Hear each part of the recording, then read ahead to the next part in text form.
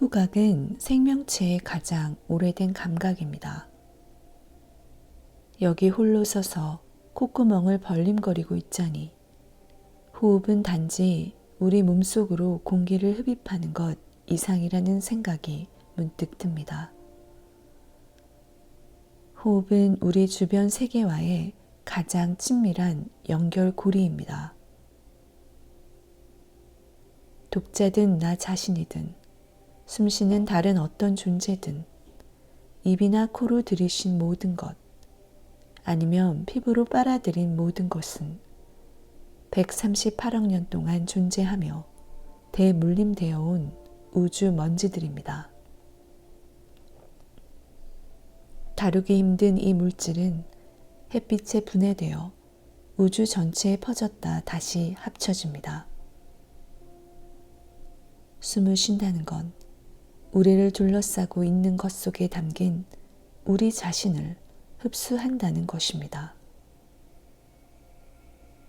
또한 작은 생명의 파편들을 받아들이고 그것들을 이해하고 우리 자신의 일부를 다시 내놓는 것이기도 합니다. 호흡의 핵심은 교환입니다. 호흡이 또한 회복으로도 이어질 수 있기를 나는 희망합니다. 지난 열흘간 이 호흡 때문에 몸에 어떤 손상이 갔든 오늘부터 치유하기 시작하고 앞으로도 계속 건강을 지켜내기 위해 노력할 것입니다.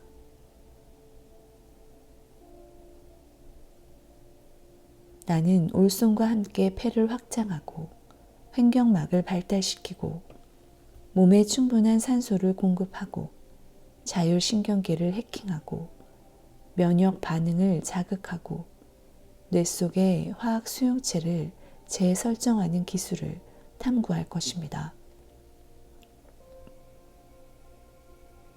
코가 중요한 것은 공기를 흡수하기 쉽도록 걸러주고 데우고 촉촉하게 해주기 때문입니다. 우린 대부분 그것을 알고 있습니다. 그러나 너무나 많은 사람들이 결코 생각지 못하는 건 발기장애와 같은 문제들에 대한 코의 뜻밖의 역할입니다. 또는 코가 어떻게 혈압을 낮추는지, 소화를 촉진하는 일련의 호르몬과 화학물질 분비를 어떻게 촉발하는지, 여성의 생리주기 단계에 어떻게 반응하는지, 심장 박동을 어떻게 조절하고 발가락 혈관을 어떻게 열고 기억 저장과는 또 무슨 연관이 있는지도 생각지 못합니다. 코털의 밀도가 천식 유발에 어떤 영향을 미치는지도 마찬가지입니다. 살아있는 모든 사람의 콧구멍이 그 자신의 기분과 정신 상태에 반응하는 것은 물론이고 어쩌면 심지어 태양과 달에도 반응해 꽃송이처럼 열리고 닫히면서 생체 리듬에 맞춰 어떻게 율동하는지까지 생각해 본 사람은 더더욱 없을 것입니다. 1300년 전 고대 탄트라 문헌인 시바 수아로다야에는 어떻게 콧구멍 하나가 살짝 닫히면서 다른 콧구멍이 열려 숨을 들이쉬게 되는가가 기술되어 있습니다. 어떤 날은 오른쪽 콧구멍이 깨어나 하품을 하며 태양을 맞이하고 또 어떤 날은 왼쪽 콧구멍이 보름달에 깨어납니다. 경전에 따르면 이러한 리듬은 매달 똑같고 모든 인류가 공유합니다. 이는 우리 몸이 우주의 리듬에 균형을 맞추고 거기서 벗어나지 않기 위해 사용하는 방법입니다. 2004년 인도의 의사 아난다 발라요기 바바나니는 세계 여러 나라 출신의 연구 대상 집단에게 시와 수라로다야 패턴을 과학적으로 실험하고자 했습니다. 한 달 동안 실험한 결과 그는 지구에서 태양과 달의 영향이 가장 강할 때, 즉 보름이나 금음 때 연구 대상자들이 시바 스와로다야 패턴을 일관되게 공유한다는 사실을 알아냈습니다. 바바나니는 그 데이터가 연구 대상의 주관적인 이야기를 수집한 것에 지나지 않아서 모든 인간이 이러한 패턴을 공유한다는 걸 입증하려면 훨씬 더 많은 연구가 필요하다는 걸 인정했습니다. 하지만 콧구멍이 자신의 박자에 맞춰 기능하며 밤낮 없이 꽃처럼 열리고 닫힌다는 것을 몇몇 과학자들은 1세기 전에도 알고 있었습니다.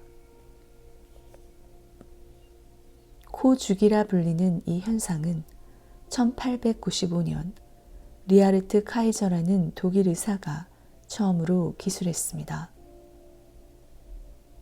그는 환자의 한쪽 콧구멍 조직이 재빨리 닫히는 동안 다른 쪽 콧구멍이 신비롭게 열린다는 걸 알아냈습니다. 그리고 약 30분에서 4시간 정도 지나자 콧구멍이 교대를 했습니다. 주기가 바뀐 겁니다. 이러한 변동은 달의 신비로운 인력보다 성충동에 더 많은 영향을 받는 것으로 보였습니다. 밝혀진 바에 따르면 코의 내부는 발기성 조직으로 덮여 있는데 이는 음경과 클리토리스, 유두를 덮고 있는 조직과 동일합니다. 코는 발기합니다. 코 역시 몇 초 만에 혈액이 채워져 크기가 커지고 딱딱해질 수 있습니다.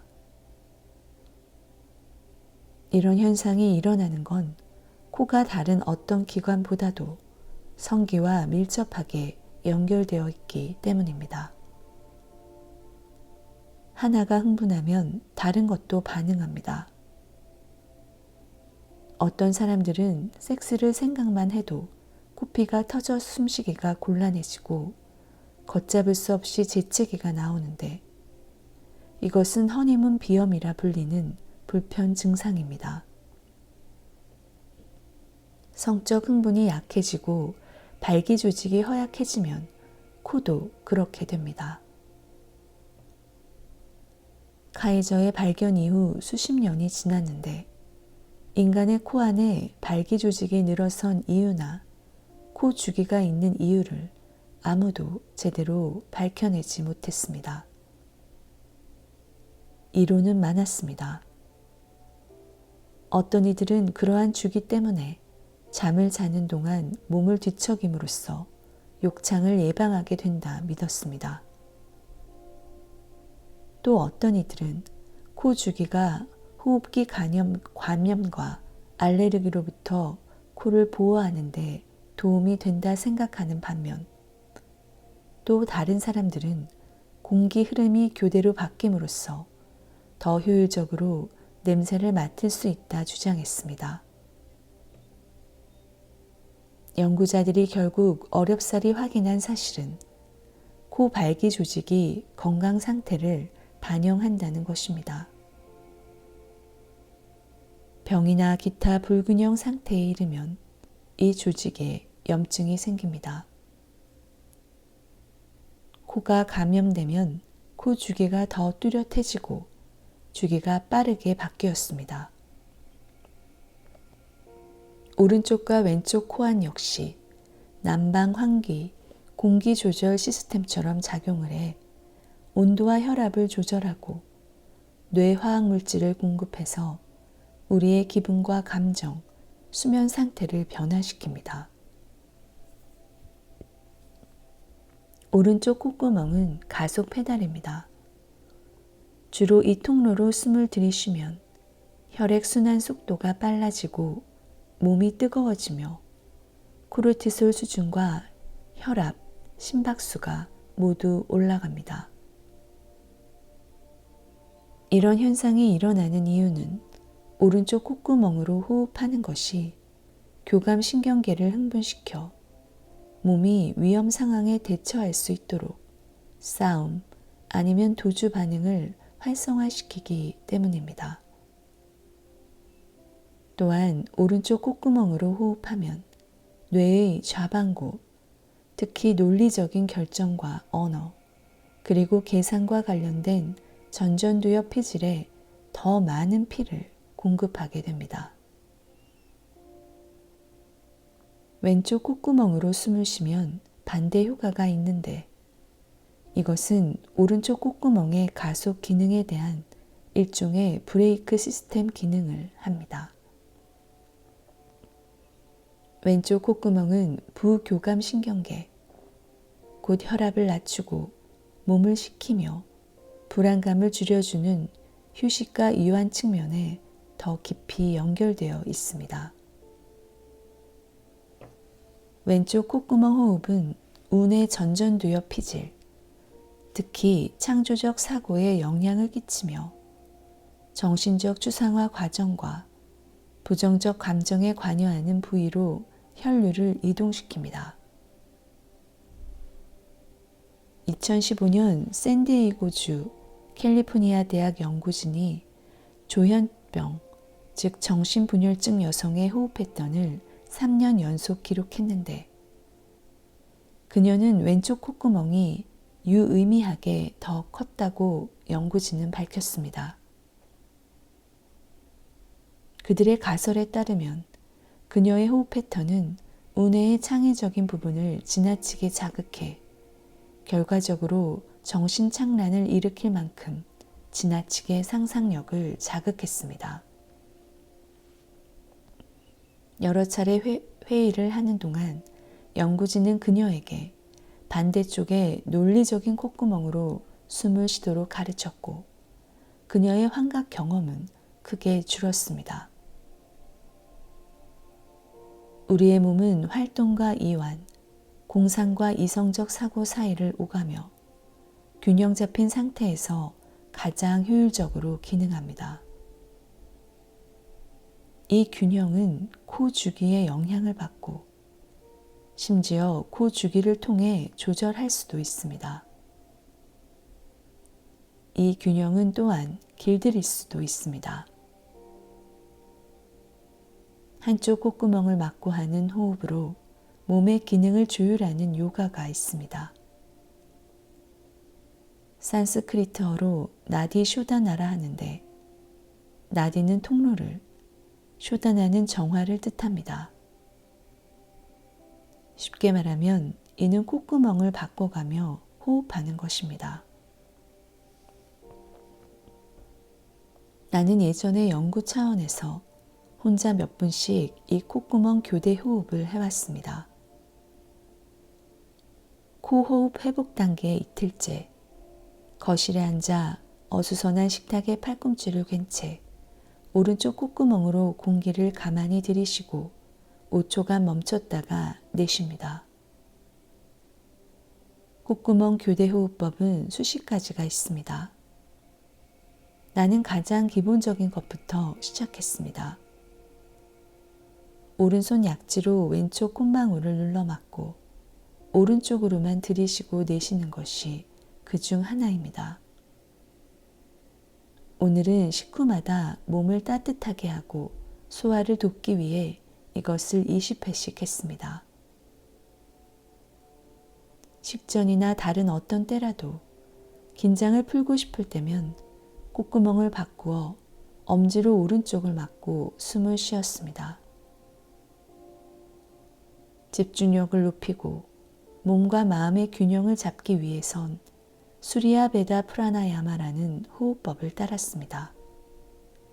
즉, 오른쪽으로만 들이쉰 다음 왼쪽으로만 내쉬었습니다. 이러한 호흡 운동을 하면 기분이 상쾌했습니다. 몇 차례만 호흡하면 즉각적이고도 강력하게 정신이 맑아지며 이완이 되고 몸도 가벼워지는 것을 느낍니다. 알려진 효과 그대로 나는 역류성 식도염으로부터 완전히 자유로워졌습니다. 복통도 완전히 사라졌습니다. 한 번의 들숨으로 코를 통과하는 공기 분자수는 전 세계 모든 해변의 모래알보다 많습니다. 작은 이 공기 분자는 몇 센티미터 또는 몇 미터 떨어진 곳에서 우리를 향해 다가옵니다. 이때 공기 분자들은 반고흐의 밤하늘 별빛처럼 꼬이고 감깁니다. 그리고 몸안을 통과할 때도 시속 약 8km로 이동하며 계속 꼬이고 감기며 소용돌이칩니다.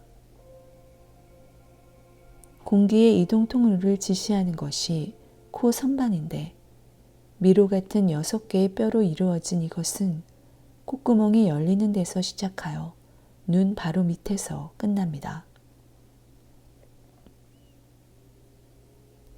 이것은 분리시켜 보면 소라 고등 껍데기처럼 보일 정도로 감겨 있어서 영어로 네이즐 칸커라는 별명을 갖고 있습니다. 갑각류들은 불순물을 걸러내고 침입자들을 막기 위해 정교하게 디자인된 껍데기를 이용합니다. 우리도 마찬가지입니다. 콧구멍 가장 바깥쪽에 있는 아래코 선반은 발기성 조직으로 덮여 있는데 이 조직은 또 점막으로 덮여 있습니다. 선모가 자란 이 점막 세포는 공기 입자와 오염물질을 동시에 걸러내면서 체온에 맞춰 숨을 촉촉하고 따뜻하게 해줍니다. 어떤 침입자든 폐에 들어가면 자극과 감염을 일으킬 수 있습니다. 이 점막은 인체의 첫 방어선입니다. 점막의 점액은 이물질과 함께 분당 약 1.25cm씩 날마다 18m 이상 컨베이어 벨트처럼 끊임없이 움직여 그 모든 쓰레기를 목구멍 아래 윗속으로 내려보냅니다. 이물질은 위산으로 소독되어 창자로 전달된 다음 몸 밖으로 배출됩니다. 이 컨베이어 벨트는 저절로 움직이는 게 아닙니다. 선모라 불리는 수백만 개의 작은 머리카락 같은 운동성 세포기관에 의해 추진됩니다. 매번 숨을 들이쉬고 내쉴 때마다 바람 부는 밀밭처럼 출렁이는데 초당 최대 16회의 속도로 빠르게 움직입니다. 콧구멍에 더 가까이 있는 선모는 더 멀리 있는 선모와는 다른 리듬으로 빙빙 도는데 이 움직임은 점액을 계속 더 안쪽으로 이동시키는 조율된 파동을 일으킵니다. 선모의 추진력은 중력에 대항할 수 있을 만큼 강합니다. 코가 어떤 위치에 있든 이를테면 뒤집히거나 기울어져도 선모는 계속 안쪽으로 아래로 점액을 이동시킵니다. 코 선반의 다른 부위는 함께 작용하면서 숨을 들이쉴 때마다 공기를 데우고 걸러내고 속도를 늦추고 가압을 하여 폐가 더 많은 산소를 얻을 수 있도록 합니다. 코호흡이 입호흡보다 훨씬 더 건강하고 효율적인 것이 바로 이 때문입니다.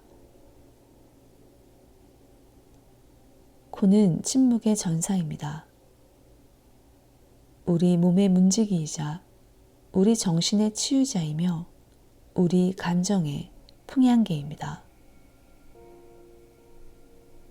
코의 마법 그리고 그 치유력을 옛시대 사람들은 결코 잃어버린 것이 아니었습니다.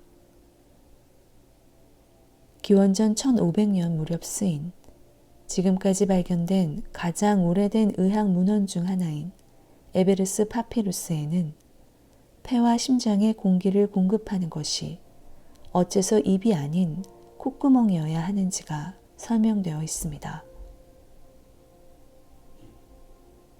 천년이 지난 후 창세기 2장 7절엔 이렇게 기술되었습니다. 야훼 하나님께서 진흙으로 사람을 빚어 만드시고 코에 입김을 불어넣으시니 사람이 되어 숨을 쉬었다. 8세기의 중국 도교 문헌에선 코가 하늘의 문이니 코로 숨을 쉬어야 한다 지적했습니다. 또 이렇게 경고합니다. 그러지 않으면 안 된다. 숨이 위태로우면 병에 걸리기 때문이다. 그러나 서구인들이 코호흡을 영광으로 여기게 된 건 19세기나 되어서였습니다. 그것은 모험심이 강한 초상 화가이자 연구자인 조지 캐틀린 덕분입니다. 아메리카 원주민들은 캐틀린에게 설명해 주었습니다. 입으로 숨을 들이쉬면 체력이 처지고 얼굴을 변형시키며 스트레스와 질병을 유발한다고 말이죠. 그러나 코로 숨을 들이쉬면 몸이 강하게 유지되고 얼굴이 아름다워지고 질병을 예방할 수 있다고 말했습니다. 코로 들어가는 공기와 폐로 들어가는 공기는 사뭇 다르다. 빌딩 물탱크의 저장수나 연못의 물이 증류수와 다른 만큼 이라고 캐틀린은 썼습니다. 건강한 코호흡은 젖먹이 때부터 시작되었습니다. 이들 모든 부족의 어머니는 똑같은 습관을 따라 매번 젖을 먹인 후 손가락으로 가만히 아기의 입술을 오므렸습니다. 밤에는 잠든 아기를 굽어보며 서 있다. 아기가 입을 벌리면 살그머니 입을 닫아주었습니다. 일부 대평원 부족은 젖먹이를 평평한 판자에 띠로 묶고 머리 밑에 베개를 받쳐 입으로 숨을 쉬기 힘들게 했습니다. 아기가 더워서 헐떡이지 않도록 겨울에는 젖먹이에게 가벼운 옷을 입히고 따뜻한 날엔 팔을 쭉 뻗어 아기를 안았습니다. 이런 온갖 방법으로 아이들은 날마다 하루 종일 코로 숨쉬는 훈련을 했습니다. 이 습관은 평생 지속되었습니다. 성인들은 해로운 공기가 들어올까봐 입을 벌리고 웃는 것조차 삼간다고 기술한 대목도 있습니다. 이런 관습은 그들의 삶만큼이나 오래되고 변함이 없는 것이었고 수천 년 동안 줄곧 부족들 전체에 걸쳐 두루 공유되었습니다. 캐틀린은 서쪽 지방을 탐험한 지 20년이 지난 후 56세의 나이에 안데스 지역과 아르헨티나, 브라질 등의 토착 문화를 경험해 보기 위해 다시 떠났습니다. 그는 치유력 있는 호흡 관습이 대평원 너머에까지 퍼졌는지 알고 싶었습니다. 정말 그랬습니다. 캐틀린이 이후 몇 년 이상 방문한 모든 부족, 즉 수십 개의 부족이 같은 호흡 관습을 지니고 있었습니다. 그들 역시 강건한 신체와 완벽한 치아, 앞쪽으로 성장한 얼굴 구조를 공유한 것은 우연이 아니었다고 캐틀린은 보고 있습니다. 그는 1862년에 출판한 생명의 숨에서 이 경험에 대해 썼습니다. 이 책은 오직 코호흡의 경이로움과 입호흡의 위험을 기록하는 데에만 바쳐졌습니다. 캐틀린은 호흡법 기록자이기만 한 것이 아니라 실천자였습니다. 코호흡은 그의 생명을 구했습니다. 소년 시절 캐틀린은 코를 골았고 호흡기 질환에 시달렸습니다. 30대가 되어 처음 서쪽으로 향할 무렵엔 이런 문제들이 너무 심각해서 때로 피를 토할 정도였습니다. 친구들은 그가 폐병에 걸렸다고 확신했습니다. 매일 밤 캐틀린은 곧 죽을까봐 두려웠습니다. 나는 그 습관, 즉 입 호흡의 위험성을 완전히 확신하게 되었고 그것을 극복하기로 결심했다 라고 그는 썼습니다. 단호한 결심과 인내로 자는 동안 입을 억지로 다물었고 깨어있는 시간엔 항상 코로 숨을 들이쉬었습니다. 이내 더 이상 아프지 않았고 통증이나 출혈도 멎었습니다. 30대 중반 무렵 이제까지의 인생 그 어느 때보다도 더 건강하고 튼튼한 것을 느낀다고 그는 보고했습니다. 무기력한 나를 밤마다 공격하고 무덤으로 나를 눈에 띄게 빠르게 몰아치던 음흉한 적을 마침내 완전 정복했다 라고 그는 썼습니다. 그는 당시 평균 수명의 약 2배인 76세까지 살았습니다. 그리고 자신의 장수가 생명의 위대한 비밀, 곧 항상 코로 숨을 쉬는 것 덕분이라 공언했습니다.